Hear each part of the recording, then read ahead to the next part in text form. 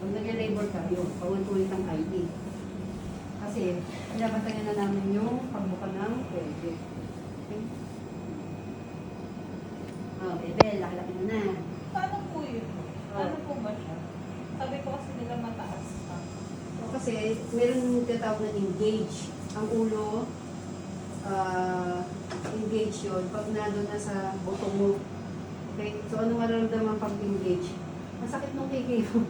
Parang may pressure dito. Pero pag walang ganun, dito lang ito yung bilog nandun sa taas pa. Pero, okay lang sa amin yun. Kasi, hindi naman yun ang basihan. Ang basihan pa rin yung labor. Okay? So, hindi naman bubuka yan, hindi rin bababa yan kung wala namang contraction.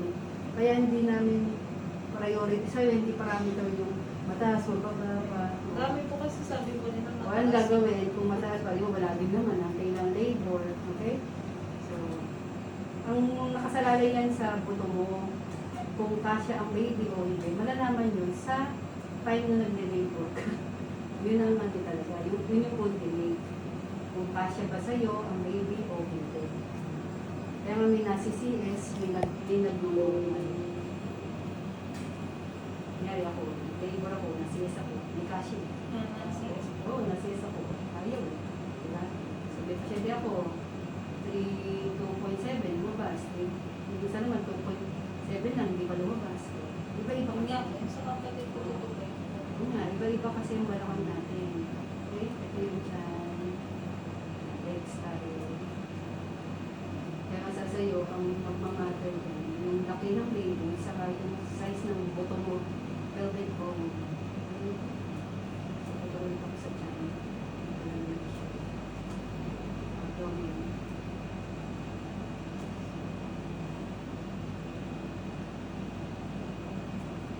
So, yung estimate lang to, dito perfect. 2.6. Okay? Same pa rin. 2.6, 2.7, inikot lang yun. Plastic naman po. Paulit-ulit na yun. All heartbeat.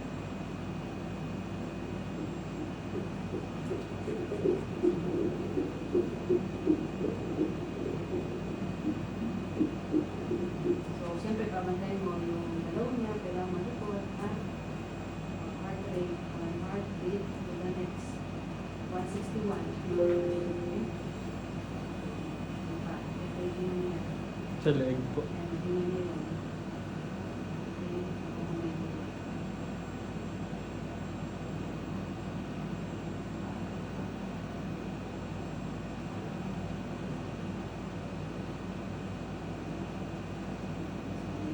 Tapos, dinig. Doon tayo sa fourth. Dinig. Dinig, color. So, walang kumukolor. So, sabihin mo lang fourth coin. Okay? So, ulo. Tubig pa. Tubig. So, ito placenta. Tingnan. Yung tubig.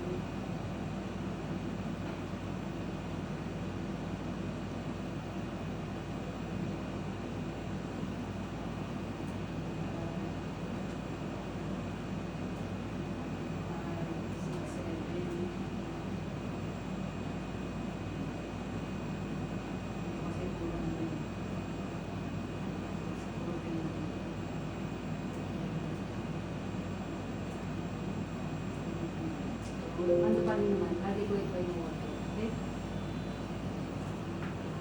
Diba?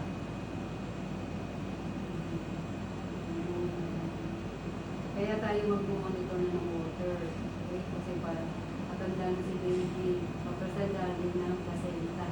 Kaya iba multi water. So, medyo babantayan na itong tubig mo. Okay?